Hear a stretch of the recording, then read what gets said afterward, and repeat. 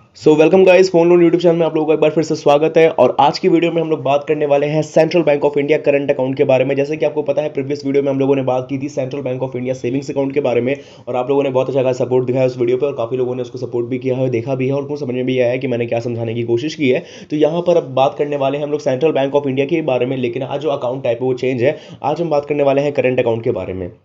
अब central bank of India current account open करने के लिए पहले बता दूं, ये सेविंग्स अकाउंट से थोड़ा सा डिफरेंट है। और क्योंकि ये डिफरेंट है तो यहाँ पे आपको चीज़ें भी काफ़ी डिफरेंट यहाँ पे फॉलो करनी पड़ेगी। और इसके साथ में यहाँ पे सबसे पहले तीन चीज़ें इंपॉर्टेंट होती है जो कि किसी भी अकाउंट को ओपन करने के लिए बहुत ज़्यादा मायने रखती है। जो कि पहली चीज़ आती है आपका एलिजिबिलिटी क्राइटेरिया। किसी भी अकाउंट को ओपन करोगे, एलिजिबिलिटी सेक्शन आप कंप्लीट करते हो या नहीं, सबसे पहले ये इंपॉर्टेंट करता है। दूसरा आता है यहाँ पे आपका डॉक्यूमेंट्स का सेक्शन, क्योंकि यहाँ पे अगर मैं बताऊँ और मैं पर्सनल खुद भी बताऊँ तो ये जो सेविंग्स अकाउंट में जितने भी आपको जो डॉक्यूमेंट्स लगे हुए हैं ना, उतने डॉक्यूमेंट्स आपको चाहिए एडिशनल डॉक्यूमेंट्स और लगेंगे। तो वो मैं आपको आगे चल के समझाऊंगा वो क्या क्या है। और तीसरा सबसे इंपॉर्टेंट चीज कि अकाउंट को ओपनिंग करने के मेथड्स कितने हैं और कैसे ओपन अप्लाई करेंगे। तो इन दोनों ही चीजों को जानने के लिए और सभी चीजों को समझने के लिए, central bank of India current account open करने के लिए वीडियो को आप लोगों को अंत तक देखना होगा, तभी आपको चीज समझ में आएंगी। होप सो वीडियो आपके लिए काफी इंफॉर्मेटिव रहे।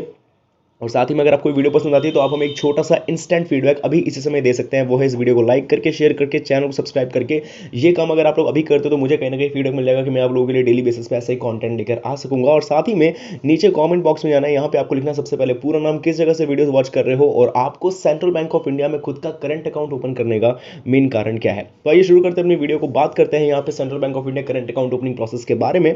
तो बता दो, ये हमारी मेन वीडियो है जिसको फिलहाल आप देख रहे हो, और वीडियो के जस्ट नीचे टाइटल होता है। जब आप लोग टाइटल पे क्लिक करोगे एंड मोर के ऑप्शन में एक बार फिर से क्लिक करोगे तो यहाँ पे आपका डिस्क्रिप्शन बॉक्स डिटेल में एक्सपेंड हो जाता है। जब डिस्क्रिप्शन बॉक्स डिटेल में एक्सपेंड हो जाए तो यहाँ जो वेबसाइट लिंक देखने को मिल रही है, सिंपली आपको वेबसाइट लिंक पे क्लिक करना होगा। जब आप लोग वेबसाइट लिंक पे क्लिक करोगे तो लिंक ऑटोमेटिक गूगल के वेब ब्राउजर से रिडायरेक्ट कर जाएगी, और आप लोग सामने जो है सर्च रिजल्ट शो करेगा, जो कि आप भी देख सकते हो। तो यहाँ पे आप देख सकते हो कि यहाँ जो आपको loanpow.in की ये जो सर्च रिजल्ट मिल रहा है, इसी के जो है यहाँ पे गूगल की तरफ से सर्च रिजल्ट आया है। और सिंपली क्या करना है कि आपको साइट पे जाके टैप करना है इस तरीके से।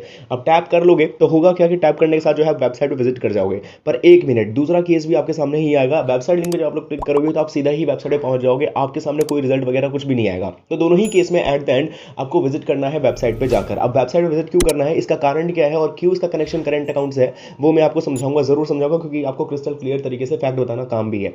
तो वो हम जरूर समझेंगे। पर इससे पहले हम बात करते हैं यहाँ पे दूसरे स्टेप्स के बारे में। तो यहाँ जो आपके फोन में कोई भी ब्राउजर जिसको आप यूज करते हो उसको आपको ओपन कर लेना है।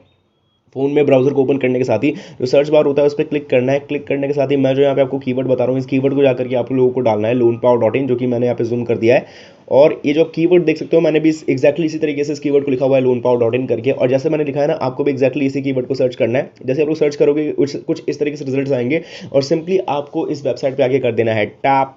साइट पे टैप कर दोगे, आप लोगों के सामने खुल जाएगा loanpow.in की ऑफिशियल वेबसाइट, जो कि कुछ इस तरीके से खुलेगी। वेबसाइट के ओपन हो जाने के साथ ही आप यहाँ पर देख सकते हो कि पूरी इन्फॉर्मेशन सिर्फ और सिर्फ बैंकिंग और फाइनेंस से रिलेटेड आपको देखने को मिल रही है। तो यही चीज़ है यहाँ पे लाने का मैं आपका पहला कारण ये समझा देना चाहता हूँ कि यहाँ पे जितने भी लोग हैं, चाहे वो कोई कहीं से भी बिलोंग करते हो, ग्रामीण क्षेत्र से आते हो या फिर शहरी क्षेत्र से आते हो, जितने भी लोग हैं उनके पास बैंक की सही इन्फॉर्मेशन ज़्यादातर शहरी क्षेत्र में लोगों के पास ज़्यादा होती है, जस्ट बिकॉज वहाँ पे वो लोग जो है अपने डाउट्स को क्लियर करते रहते हैं। लेकिन ग्रामीण लोगों के पास ये चीज़ करनी इतनी पॉसिबल नहीं हो पाती, जस्ट बिकॉज लैंग्वेज बैरियर बहुत ज़्यादा आता है। वहाँ के लोग जो है इतने ज़्यादा एजुकेटेड नहीं होते हैं, या फिर कह सकते हो कि उनको इंग्लिश ज़्यादा तेज समझ में नहीं आती है। तो वहाँ पे वो खुद की भाषा हिंदी भी समझने में काफ़ी ज़्यादा जो है उनको डिफिकल्टी आती है, जिसका रीज़न ये है कि कुछ बैंक्स में ऐसे वर्ड होते हैं जैसे ऋण वगैरह हो गया, जिसको हम बेसिक आज के डेट में लोन्स वगैरह कहते हैं। तो वही सारे जो लैंग्वेज है उनको कहीं ना कहीं जो है टफ लगता है। तो यहाँ पे जितने भी आर्टिकल के कंटेंट पढ़ोगे ना, तो सारे के सारे इतने सरल हिंदी में है ना, जो कि एक छोटे से बच्चे को पढ़ाओगे वो भी समझा के बता देगा कि इसमें क्या लिखा हुआ है और कैसे काम करना है इसमें। तो ये सारी चीज़ें जो है यहाँ पे इजिली बना दी गई है, ताकि जितने भी लोग हैं हमारे इंडिया में, जितने भी लोग अगर बैंकिंग सेक्टर्स को यूज़ करते हैं और बैंकिंग फैसिलिटीज़ को यूज़ करते हैं, तो उनको इस चीज़ की नॉलेज होनी चाहिए। देखो, हर चीज़ के यहाँ पे पॉजिटिव होंगे और नेगेटिव होंगे। सिर्फ पॉजिटिव शेड बताना अच्छी बात नहीं है, नेगेटिव भी पता होनी चाहिए। और ऐसे में ये जो साइट है वो ये वही काम करता है। तो अगर आप इसको पूरा पढ़ते हो तो डेफिनेटली इससे रिलेटेड आपको सारी इन्फॉर्मेशन बैंकिंग सेक्टर से सारी मिल जाएगी। दूसरी बात ये है कि यहाँ पे जो है ज़रूरी नहीं है इंग्लिश और हिंदी, आप बहुत सारे लैंग्वेजेस में आप इसको ट्रांसलेट करके पढ़ सकते हो। जिससे मेरा जो एक ही मोटिव है कि जितने भी लोगों के पास जो है बैंकिंग रिलेटेड इन्फॉर्मेशन नहीं पहुँच पाती, अगर वो अपनी क्षेत्रीय भाषाओं से समझना चाहते हैं, जैसे मराठी में, तमिल में, तो वो भी लोग समझ सकते हैं। अभी टॉपिक पे कंटिन्यू करते हैं। और दूसरा कारण इससे भी ज़्यादा इंपॉर्टेंट है जो मैं अभी आपको समझाने वाला हूँ। बट ये जो मेन्यू बार का सेक्शन दिख रहा है, पहले आपको इस पर क्लिक करना है। इसके बाद क्लिक करने के साथ ही जो सर्च का सेक्शन है आपको इस पे जाना है। इस पे जाने के साथ ही यहाँ पे आपको एक कीवर्ड को सर्च करना है, central bank of India current डाल के। जैसे आप इस कीवर्ड को डाल के सर्च कर दोगे आप लोगों के सामने जो है आर्टिकल्स आ रहेंगे, central bank of India current account opening and current account open कैसे करें, ओपन अप्लाई कैसे करें। तो जो रीड मोर का सेक्शन मिल रहा है पहले आपको इस पर क्लिक करना है। अब जैसे रीड मोर के सेक्शन पे क्लिक करोगे आपके सामने आर्टिकल आपका ओपन हो जाएगा। इसके बाद क्योंकि जैसे मैंने कह दिया है आप सारे इन्फॉर्मेशन को हिंदी में भी पढ़ सकते हो, तो यहाँ पे पहले समझा देता हूँ कि करंट अकाउंट बेसिकली होता क्या है। देखो इजीली भाषा में अगर आप समझने की कोशिश करो ना, तो करंट अकाउंट एक तरीके का एक व्यावसायिक अकाउंट होता है, इसको आप लोग बिजनेस अकाउंट भी कहते हो। अब क्योंकि बिजनेस अकाउंट है तो आप लोग समझ सकते हो कि बिजनेस करने वाले लोग इस अकाउंट को ओपन करवा सकते हैं। तो जी हाँ, यहाँ पे एलिजिबिलिटी क्राइटेरिया अगर आप पढ़ते हो तो यहाँ पे आपको फर्म्स, इंडिविजुअल फर्म्स या फिर अगर जॉइंट या फिर सोसाइटीज या क्लब्स या फिर एसोसिएशन या फिर कोई ना कोई कंपनीज या बिजनेस को ओन करने वाले यानी फर्म को ओन करने वाले लोग ही जो है सोल तरीके से या फिर इंडिविजुअल तरीके से या फिर प्रोप्राइटरशिप के साथ में कोई भी बंदा जो है अकाउंट ओपन तभी करवा सकता है जब वो कोई ना कोई बिजनेस को ओन करता हो। ठीक है, अब दूसरी बात यहाँ पे ये आती है कि अकाउंट इसमें फीचर कैसे ऐसे मिल जाता है, क्योंकि वो सेविंग अकाउंट में तो अपना अकाउंट ओपन करवा सकते हैं। देखो सेविंग्स अकाउंट ओपन करने का कर ले, लेकिन उसके अंदर कुछ लिमिटेशंस मिलती है जो कि बिजनेस करने वाले लोग उसको एक दिन भी बर्दाश्त नहीं कर पाएंगे।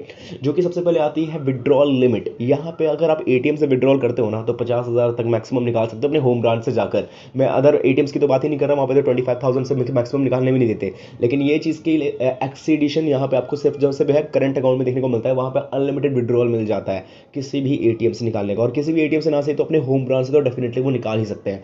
इसी के साथ में उनको करंट अकाउंट के बिहाफ पे करोड़ों में लोन्स मिलते हैं। तो ये सारी चीज़ें जो है वो अपने बिजनेस के बिहाफ पे लेते हैं, और सेविंग्स अकाउंट वाले भी कर सकते हैं अगर वो किसी न किसी बिजनेस को या फिर इंडिविजुअल फर्म्स को ओन करते हो तो। अब इसके अलावा हम लोग बात करते हैं तो ये जो आर्टिकल के बीच में आपको जो आर्टिकल खोलोगे ना तो उसमें रेड कलर में मिलेगा ये अप्लाई नाउ का लिंक। तो ये जो अप्लाई नाउ का लिंक है ये काफ़ी इंपॉर्टेंट होने वाली है, क्योंकि अब इस पर जैसे आप लोग क्लिक करोगे आपको पता चलेगा कि अकाउंट को ओपन कैसे करना है करंट अकाउंट को, और डॉक्यूमेंट्स कौन कौन से लगेंगे। तो इसके लिए अप्लाई नाउ के लिंक पे करना है क्लिक।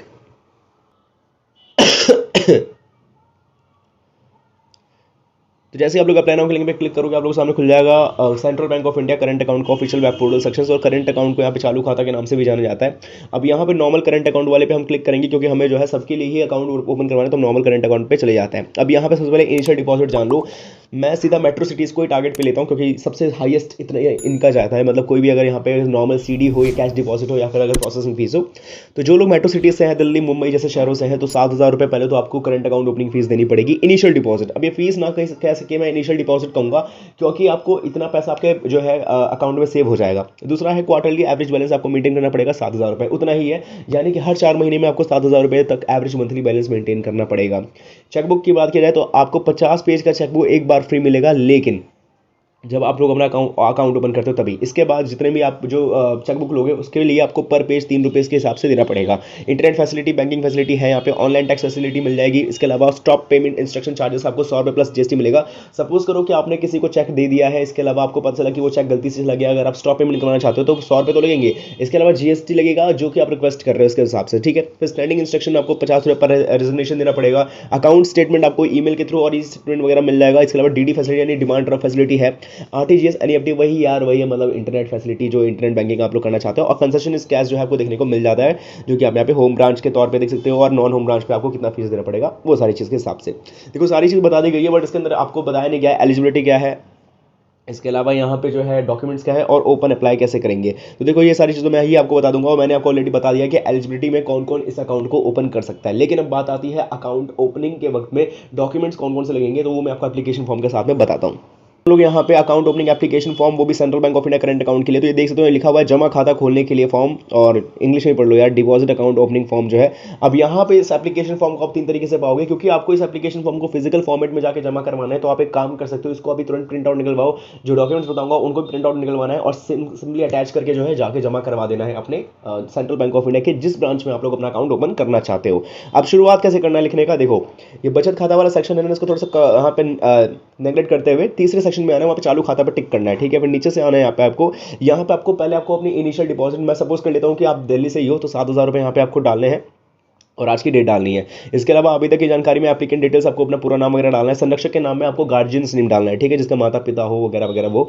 इसके अलावा पिता माता वो टिक करके जो है वो डाल के आपको आगे बढ़ना है। इसके अलावा यहाँ पे आप मोड ऑफ ऑपरेशन, यानी आप खुद इस अकाउंट को चलाना चाहते हो या फिर अपने साथ किसी जॉइंट को यूज़ करना चाहते हो तो वो भी आप डाल सकते हो, ठीक है। फिर सर्विसेज रिक्वायरमेंट में जो है आप यहाँ पे डाल सकते हो SMS alert, internet banking, ECS और क्रेडिट कार्ड अपेक्षित, ये सारी चीज़ को टिक मार्क करके आपको आगे बढ़ जाना है। इसके बाद यहाँ पे आपको श्री वगैरह में आपको अपना पूरा नाम डालना है। फिर नीचे आना है और यहाँ पे 2 पासपोर्ट साइज फोटो आपके पास होनी चाहिए जो कि रिसेंटली क्लिक की होनी चाहिए, और साथ ही में उसके ऊपर ऑथेंटिक सिग्नेचर, यहाँ पे 2 पासपोर्ट साइज फोटो अटैच करना है, ऑथेंटिक सिग्नेचर करना है और अपना नाम लिख देना है। फिर नीचे आने के बाद यहाँ पे ऑपरेटिंग इंस्ट्रक्शंस में आपको जो है खाता संख्या डालना है अगर आपको मिल गया तो, वरना अभी आपको ये छोड़ देना ये वाला सेक्शन, ठीक है। फिर नीचे आपको आना है और यहाँ पे नॉमिनेशन फैसिलिटी में आना है कि आप जो है अपने अलावा किसके नाम पे नॉमिनेट करना चाहते हो इस अकाउंट को। तो आप चाहो तो अपनी माता के या फिर पिता के या फिर भाई बहन किसी के नाम पे जो है नॉमिनेट कर सकते हो, अपने बच्चों के नाम पे भी नॉमिनेट कर सकते हो, ठीक है। उसका नॉमिनेशन के ऊपर विटनेस नेम डाल देना है, और विटनेस के नाम डालना है कि जिसने जब ये नॉमिनेशन आप कर रहे हो उस समय कोई और आपके सामने उसको पता हो कि हाँ इसने नॉमिनेशन में किसका नाम डाला है। उसके बाद उनके सिग्नेचर्स करवा करके आपको जो है सिंपली इसको जमा करवाना है। डॉक्यूमेंट कौन कौन सा अटैच करना है, देखो आपको सबसे पहले पर्सनल केवाईसी डॉक्यूमेंट तो आपको चाहिए जो कि आपका Aadhaar card, PAN card, voter ID card, driving licence, ration card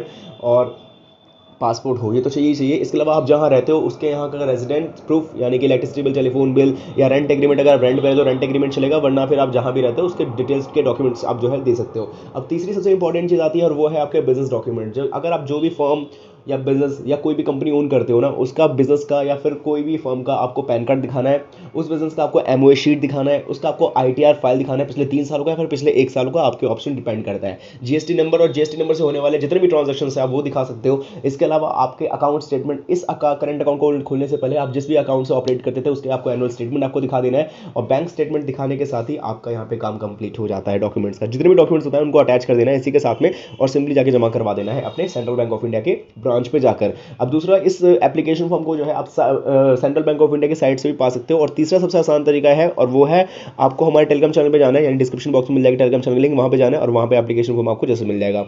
तो उम्मीद करता हूँ वीडियो समझ में आई हो, और कोई भी डाउट हो तो जरूर कमेंट से पूछे, वरना चैनल को सब्सक्राइब नहीं कर जरूर कर ले। मैं मिलूंगा आप लोगों से नेक्स्ट वीडियो में, जब तक के लिए बाय।